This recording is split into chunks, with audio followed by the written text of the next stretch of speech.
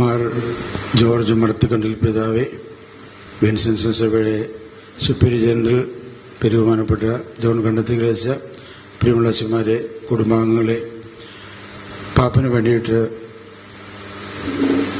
രണ്ട് നന്ദിയുടെ വാക്കുകൾ പറയുന്നു.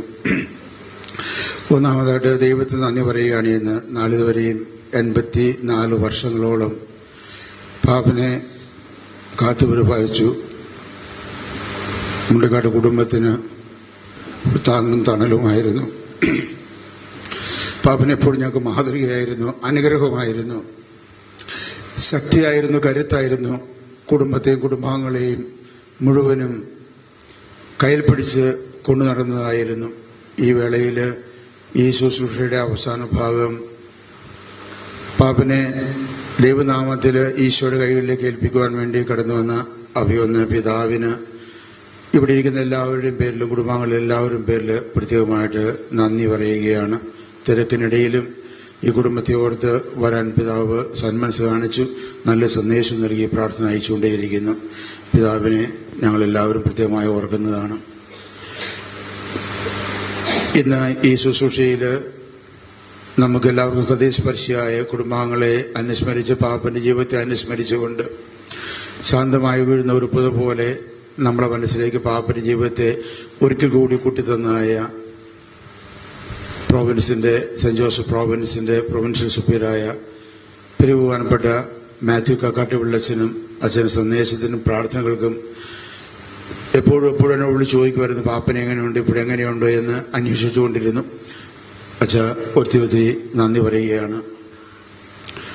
ഇനി ഒരു പക്ഷേ ഞാൻ പ്രത്യേകമായി ഓർക്കേണ്ടത്, പാപ്പന്റെ കൂടെ ജീവിച്ച, പാപ്പന്റെ കകട്ടെ വിളിച്ച് പറഞ്ഞ പോലെ പാപ്പന്റെ ലോകം മനസ്സിലെ ഒരു കോടതി, എപ്പോഴും കൂടെ ഉണ്ടായിരുന്നതായ, പ്രത്യേകിച്ച് പാപ്പന്റെ ബുദ്ധിമുട്ടുകളിൽ ആശുപത്രിയിൽ പോലും വന്ന് സന്ദർശിക്കുകയും പ്രാർത്ഥിക്കുകയും ചെയ്ത ഹൈക്കോടതി ജഡ്ജിമാര്, മജിസ്ട്രേറ്റുമാര്, മുനിസിപ്പൽമാര്, അതുപോലെ പാപ്പന്റെ ജൂനിയേഴ്സായിട്ടുണ്ടായിരുന്നവർ, ജഡ്ജിമാരായവരുണ്ട്, ജൂനിയർ വക്കീലന്മാരും കൂടെയുള്ളവരും കൂടെ പ്രവർത്തിക്കുന്നവരും ഒക്കെ ഇവിടെയുണ്ട്. അവരെല്ലാം പാപ്പനെ വന്ന് കാണുകയും പ്രത്യേകമായി പ്രാർത്ഥിക്കുകയും ചെയ്യുന്നു. അവർക്കൊക്കെ പ്രത്യേകമായിട്ട് നന്ദി പറയുകയാണ്. പാപ്പന്റെ രോഗാവസ്ഥയിൽ പ്രത്യേകമായിട്ട് ത്രേശകൾ തേടിയിരുന്നത് രാജഗിരി ആശുപത്രിയിലാണ്. രാജഗിരി ആശുപത്രിയിൽ അവിടുത്തെ ഡയറക്ടർമാരെയും അവിടെ ഡോക്ടർമാരെയും നഴ്സുമാരെയും അവരെയൊക്കെ പാപ്പന്റെ അടുത്ത് വരുന്ന ശുശ്രൂഷിക്കാൻ വരുന്ന നഴ്സുമാരൊക്കെ മോളെ എന്ന് വിളിച്ചിരുന്നു. കാരണം പാപ്പന് മകള് ജനിച്ചിട്ടില്ലായിരുന്നു, 3 മരുമക്കളുണ്ട്, ആരെയും പേര് വിളിച്ചിട്ടില്ല. അപ്പൊ ആ ഓർമ്മയുടെ കാണുന്ന മനസ്സായിരുന്നു. ആ ഡോക്ടർമാർക്കും നഴ്സുമാർക്കുമൊക്കെ അതുപോലെ നന്ദി പറയുകയാണ്. അവസാന കാലങ്ങളിൽ ഏതാണ്ട് ഒരാഴ്ചയോളം എന്ന് പറയാം, തൊടുപുഴയിലെ സെന്റ് മേരീസ് ഹോസ്പിറ്റലിലായിരുന്നു.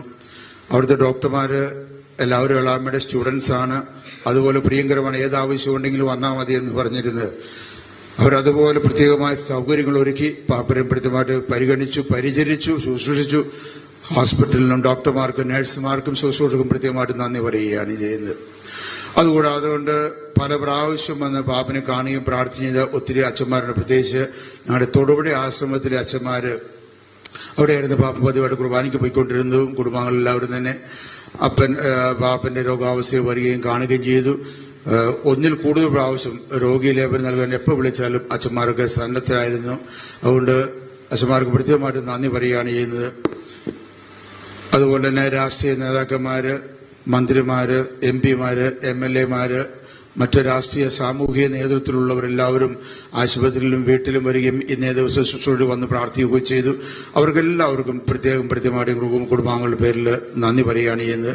ഒരിക്കൽ കൂടി ഇവിടെ ഒരുമിച്ചിരിക്കുന്നതായ വൈദിക സഹോദരങ്ങൾക്ക് പ്രത്യേകമായിട്ട് നന്ദി പറയുന്നത്. ബഹുമായിട്ട് സിസ്റ്റേഴ്സിനും അതുപോലെ തന്നെ പാപ്പനോട് ചേർന്ന് പ്രാർത്ഥിക്കും. എല്ലാവർക്കും ദൈവം അനുഗ്രഹിക്കട്ടെ എന്ന് പ്രാർത്ഥിക്കുകയും ചെയ്യുന്നു.